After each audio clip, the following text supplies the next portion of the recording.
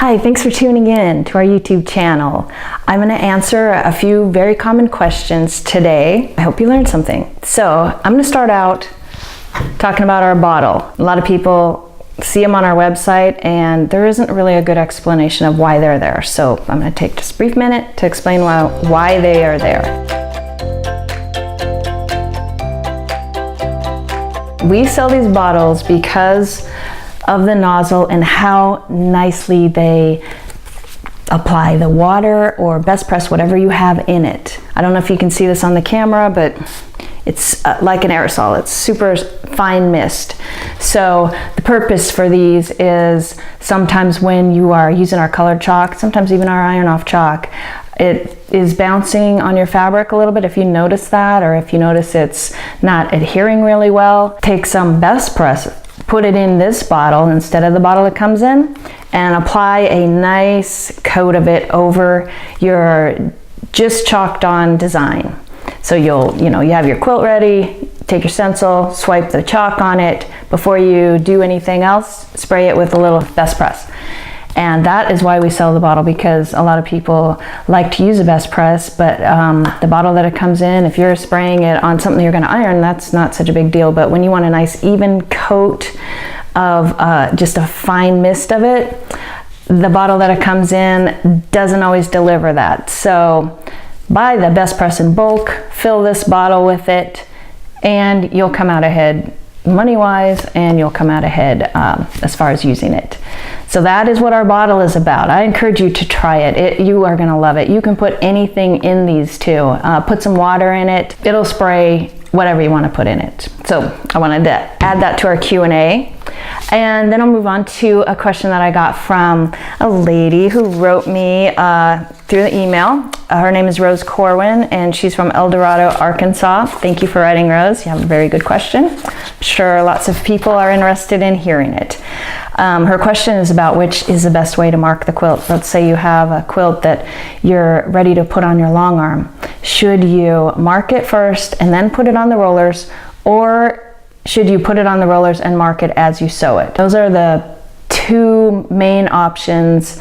They're both good options, but it kind of depends on the personal preference, and it also depends, in my case anyway, my personal preference is looking at how big is the quilt. If the quilt is a wall hanging size, a baby quilt, even a crib quilt, I would probably mark it first on the table and move it to the long arm. That way you're just it goes really fast. You have the whole thing marked, you're sewing, you just wind down to the next one, sew it, before you know it, you're done. But you did spend the time marking it, so you have to factor that in too.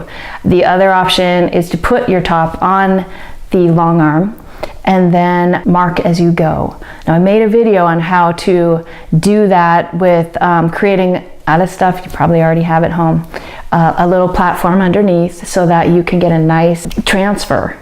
Something underneath that's firm is going to allow you to push the chalk into your fabric better. So that video is called Long Arm Tutorial, and you can watch it from our YouTube channel, and it'll give you more details on if you want to take some stuff that you have around your house and build this little platform.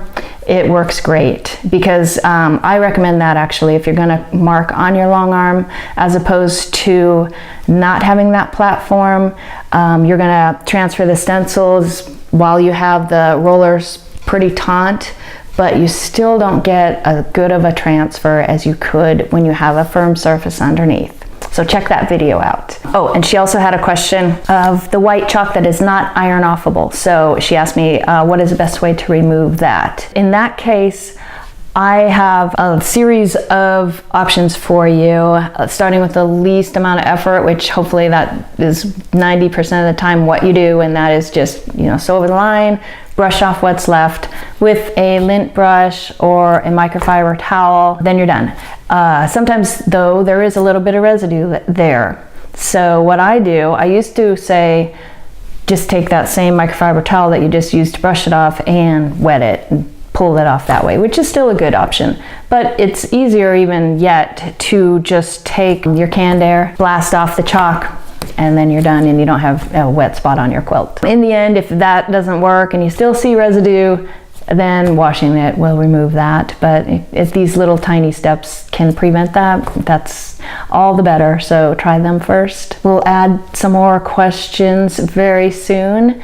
So we'd like to keep these videos short and just give you a nice tip on some of the questions that we hear from our viewers. And if you have one, we want to hear yours. So email it to us.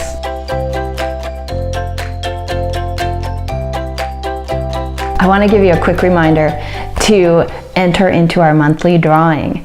It is not a contest, it's a drawing. You can enter anything you want. If it's a wall hanging, a placemat, a quilt, it doesn't matter. We just want to see a picture of what you did with one of our stencils.